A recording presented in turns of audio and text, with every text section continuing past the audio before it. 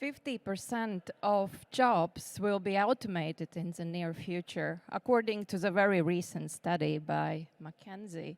Do you believe this number? I don't. But the world is in disruption, and it's overwhelming at times. Every day we strive to be the best, because in a globally connected world, being average is not an option, not with the products we are creating, not with the skill sets we have. And we don't have to be the best only in our local markets, but also on a global arena. But how do you stay relevant and strive to be the best when knowledge is not the future anymore, or knowing is not the future anymore? Because facts and knowledge grow old very quickly, the same way as reality around us. So today I'm going to tell you my journey, professional journey. My name is Inga Alika Stroda, and I work for leading Latvian technology and entertainment company TAT, which has a telco heritage. And I'm a business owner. And what does it mean for me on an everyday scale is that I'm kind of a CEO for my business line I'm responsible for. But I started my career a little bit more than 2 decades ago.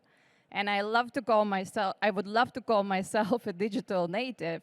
But looking at this picture, this was the way I was communicating actually with my parents on my first year at university. So I had to go to the phone booth and call them at a certain time. We would have some arguments about that. And already on the first year at university, I started to search for a job. I didn't have any business experience, and frankly speaking, not a grand plan. My only ambition was to kind of gain a financial independence from my very caring parents, and a flexible working hours. Check, check. And I could actually end up anywhere. I didn't really care. I was ready to be a waitress or whatever. I didn't have actually a certain industry in mind. But I think that luck was on my side, and I ended up at media and entertainment. And I fell in love with the industry from the day one. And not because back then I would be watching MTV or Cartoon Network, not really. I didn't watch a TV back then, and not really right now. But I saw that it's actually the industry which is developing very quickly. So already back then, I had to think a few steps ahead. So it's like kind of a chess. So which will be the next move? It has been and still the most disruptive industry. And that's what fascinated me. But of course, looking back now, how it started, it was relatively easy. So my job was actually, I was on a bridge from analog cable to the digital cable. So my job was to find the TV channels, negotiate the contracts, and in the end, we would kind of package them in small, medium, large package. And we wouldn't care too much if some of the ingredients our customers wouldn't like. And of course, the competition was very local. And yes, pretty much everyone would have the same offering. But I learned variety of unique skills. I worked for an international company, and I had a global perspective and knowledge sharing. And I learned to negotiate in multicultural settings. So I would have actually partners from different parts of the globe. And I worked, of course, with the leading entertainment brands. And along the way, I had a lot of fun. I think it's important. And when I say fun, I mean it. So who have seen the recent James Bond? So on the back side, it's a slightly younger me and slightly younger Daniel Craig. And I learned at this moment, so I was having actually much more fun. And yeah, sorry, it's a changing. So I would have actually a lot of fun, but I would learn that being an actor and Daniel Craig is actually hard work. So here they are at the setting of Quantum of Solace. So when the filming is happening, they have a extensive working hours. So they start from 6 o'clock and they end up around midnight. So it reflects in his eyes, I guess. But yes, looking back at this chapter of my career, so I also say what actually many other speakers said today. Start before you are ready. Yes, it's a very used quote, but I have walked through this many times myself, and it's true. So you can actually, if you have the right attitude and the right skill sets, not like hard, but soft, like curiosity and critical thinking, then you actually will grow into the roles. The next big chapter started in 2009 when back then La Telecom, now TAT, were rolling the TV service, and they invited me to work, to join the team to work on the TV development. When I was leaving my previous employer, all my friends said, well, why are you going there? They don't have a TV service in place. And I said, just wait and see. And at this time, I definitely was skilled for the role I was hired. I was the content manager, so I had to do what I have learned in my previous years. I was signing the contracts, actually coming up with a programming strategy. And after 6 months, I was again promoted above my competence levels. Of course, here I have to say that it actually depends from your boss or a leader a lot. So she gave a lot of confidence in me, and I'm forever thankful. And another data, 97% of the bosses consider themselves good leaders, and 20% of the workers agree with the statement, the leadership I experience at work motivates me to do an excellent job. Find a mistake. It was also my mistake. So I thought that if I'm so passionate about what I do, and I have a knowledge about industry, that will definitely make me a great leader, but that's not entirely true. So you have to, of course, also encourage the feedback, not only from the top down, but also ask your team. And it's not so easy, actually. I'm still kind of working on that, right? Because how do you create the psychological safety that people are actually ready to always provide you the feedback, and actually also for myself to give the feedback back to my leaders? So yes, leadership, I think, nowadays is even more important. So it's not only when you manage the team, but also, of course, you have to facilitate a lot of discussions with the stakeholders. But even if you are an expert, prepare for already on time for the leadership role and understand that being an expert, you love to do everything and rely basically on yourself, right, for the skill sets you are equipped to. But when you are a leader, you have to kind of drop the expertise role. So with encouragement of my boss back then, I joined the Stockholm School of Economics for an EMBA degree. Of course, I didn't learn only about the leadership, but also very kind of classic business school as Stockholm School of Economics is. And by 2013, I acquired the diploma.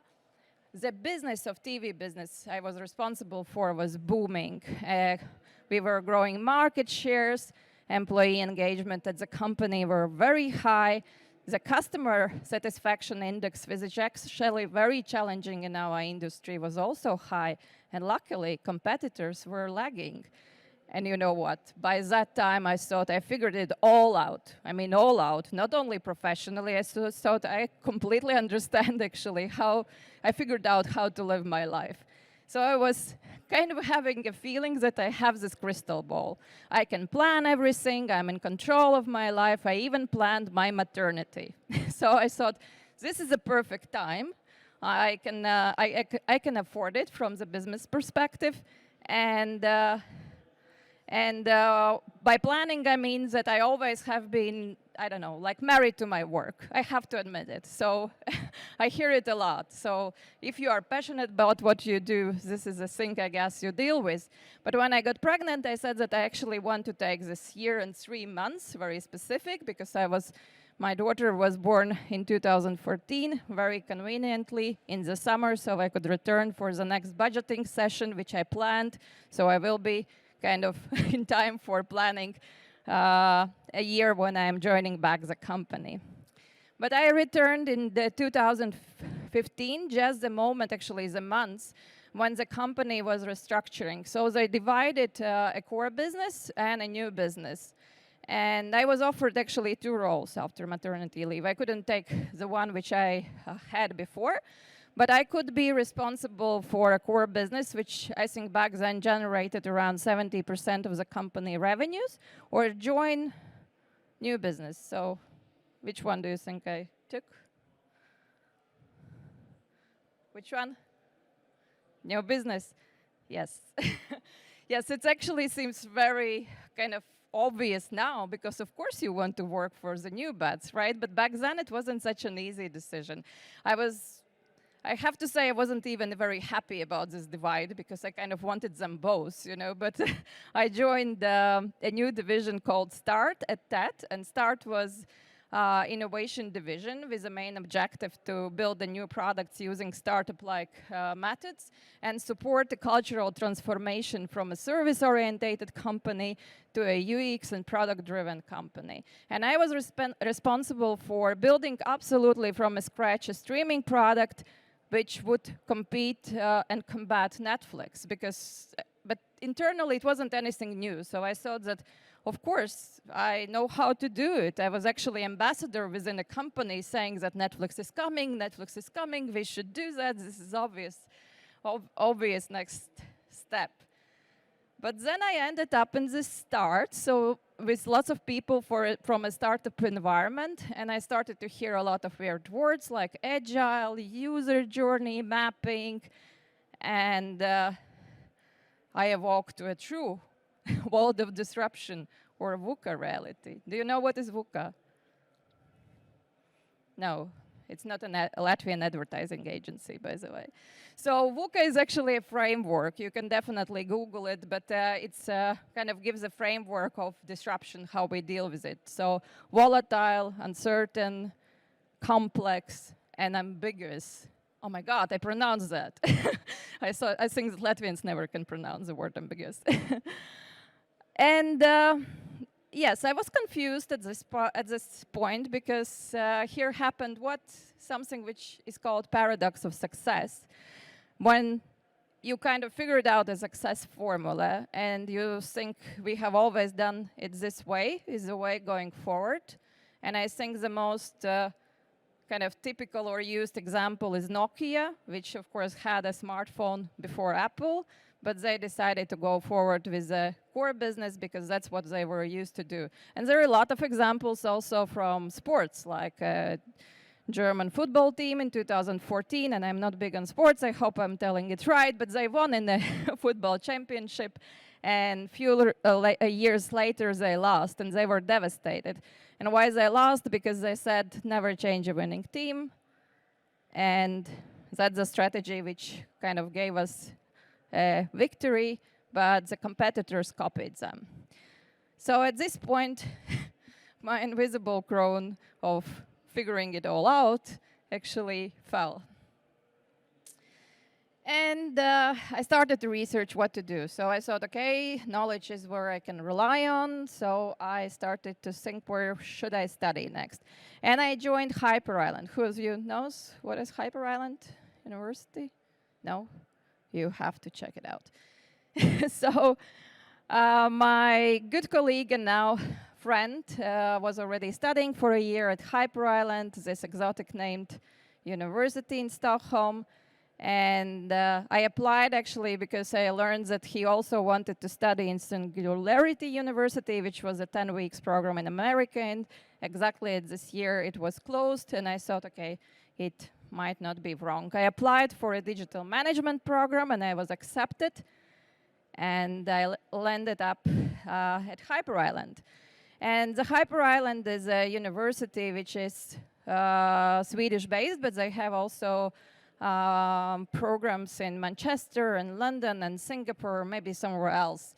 And they are completely different from anything else. They are called the Harvard for Digital Skills, but they themselves are saying that there is nothing like traditional schools, because basically on the first day, they said, forget everything what you know. We are not going to have traditional lecturers. You will have industry leaders, which will only show their point of view, because there is no absolute truth. And I was like, wait, what? I'm not going to be taught like what is design thinking even means, because by that point I thought like, okay, digital management I can understand, but design thinking, like what does it have to do with the furniture? And Hyper Island shifted my personal and professional mindset and really pushed me to develop my creative confidence. And how the studies were conducted, so we would work in very diverse teams, because also the people who applied were coming from different countries, from very different backgrounds, and very different age groups. So there would be developers and business runners, and then me coming from entertainment industry. You would think that how can you even kind of work together one team? We would have real life challenges to solve. So we would have for each of our models briefs from real companies like SIBs, Stockholm City Planning, fashion retailers, and we would solve the kind of digital challenges they are facing right now. And then on the side, we would need to work with specific challenge within our companies or businesses. And so in 10 months, we would actually work with 12 challenges. And feedback, why feedback? I think, yes, like still mastering it, but I haven't done so many feedbacking and reflection like during Hyper Island, and I really started to love it. And and iterative approach, of course. So if you, was also kind of a mantra. It's okay that you don't know everything. Just move step by step, iterate, basically everything, like life, work, whatever.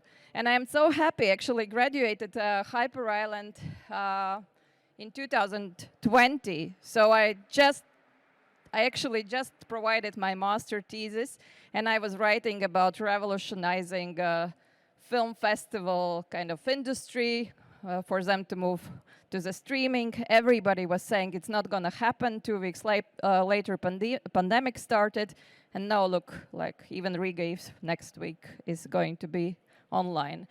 But yes, it also helped me actually to deal with pandemic, I think. And yes, so basically what they were teaching us to adopt a true learning mindset, and that's kind of a superpower you can have to stay relevant. And what came out of it professionally, as I said, we had to work also with the industry and address the challenges we have. By that time, we already had a streaming service implemented under the brand Shortcut. And actually, it was more like I wouldn't say more like a pilot, but it was a pilot, basically. We didn't know if we are going to succeed. But we succeeded, and we actually even were bigger than Netflix locally, which I think was quite a unique case, because everywhere where Netflix is, they are #1 in the segment. But we understood that we feel already so powerful that we need to do kind of streaming version 2.0. And that's our newest baby, TED Plus, which maybe some of you are using. Hopefully you do. So we launched the MVP version in March. Yes, end of March. And we consider that to be like a really game-changing product. And yeah, this is like a backside of our first prototype. So it doesn't have to be sophisticating. Also, our UX team is really using lots of these digital tools, which I'm not really doing so much. But that was my first paper prototype idea. We tested it.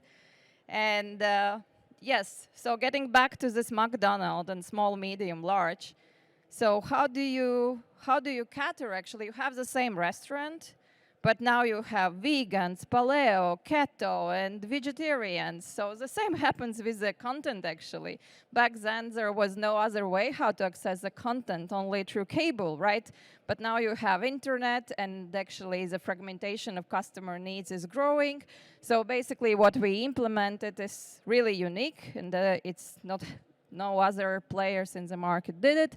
So you can actually kind of have a gamification product where you have points and you can exchange them for the content you like. So currently there's more than 100 TV channels with different, of course, genres. But we also have a so-called subscription video on demand with Stat Plus movies and series which you can exchange for the points, understanding that there is, of course, also a growing number of cord cutters.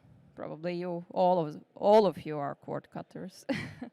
Do you know what it means? So basically when you don't watch a linear channel, but mainly like on-demand services. Yes, and here I was actually really trying to keep my expertise at bay. So we were going through like really extensive customer development, not going to each of these points, but from paper prototypes, there was clickable prototypes, mobile prototypes, and beta testing, and only then we actually went with the new packaging to the market. And this is a reminder to myself. Do not think that you know. Still reminding myself, test it. So also after the launch, we are still testing how the new feature is being perceived by new customers, by existing customers. And again, for people who work in a startup, it's kind of obvious and organic. I learned that from my classmates at Hyper. But for us, we are used to work in a silos teams, like a traditional corporation. And here at Tat Plus, we do work in cross-functional teams. So there is a design team with UX, UI team inside, and front-end and back-end developers, and of course also business stakeholders. So not only me, sales, marketing. And there's still way for improvement to work really smoothly, but I'm happy that we are actually really applying and doing that. And are we there yet? I mean, me, with getting my confidence back? No, also still work in progress. The same way with our product, so it was MVP launch, but I think that it was really useful experience also how to transform and move forward in a digital age. And in the end, few kind of giveaways or a summary. So how do you keep your crown and don't lose it? I guess we all do at times, right? But it's definitely adopting a true learning mindset. And it seems, and it's not only like reading the books, of course, or going to traditional schools, but following actually everything, like technological trends or market trends. And that will ensure that you will be staying relevant for the future. Sorry, I'm also confused because it's just blackouting it from time to time. And how you can do that? What are the tools? So of course, love the feeling of not knowing. That was the most kind of, I don't know, freeing probably even revelation for me. That it's okay not to know. You can't have like this crystal ball and figure everything out for the next 3-5 years, because maybe tomorrow already a new competitor will come to the market, or yes, something else will happen. So, but it's okay to have actually like kind of 5 potential plans how things will develop or the products will develop, and verify against them every day. And of course, you don't need to unlearn everything. I mean, it's not really true, but recognize which of the maybe skills which you have are not relevant anymore. So it's also very important, but also keep the ones which actually are still relevant and helping you to grow and transition forward. And reflection. Reflection is really the most sustainable learning tool. And do it on your own, and do it with your teams, after products and projects, that sit down, find a space, and ask basically what has happened, how it made you feel, and what could you do different next time. This is really the fastest tool for learning, like a team and like a personality. And trust in process. This was my mantra. It's still on all my desktops, on all the computers. Just the process comes from the design thinking, of course. There's no process, so create one. And at the beginning, it seems very messy and complex, and you think you will never make it clear. But if you move step by step, iterate, then you will actually arrive to this to the answers, basically. And don't panic. Panic causes tunnel vision. So that's all from me. Thank you.